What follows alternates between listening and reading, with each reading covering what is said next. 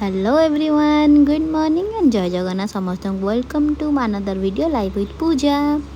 सका उठी आग मु ब्रश कली। ब्रश कला मामा बेलपणा बन रखी पीली। देन आम आसी मम्मी मोर किकू गाधे।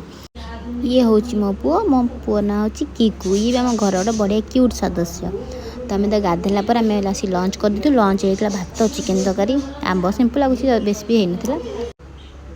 केडे जोर आज वर्षा होता भगवान। आ वर्षा पाग मैंने आम ओडिया तो फेवरेट गरम गरम चाह सहित किसी छणाछणी हो।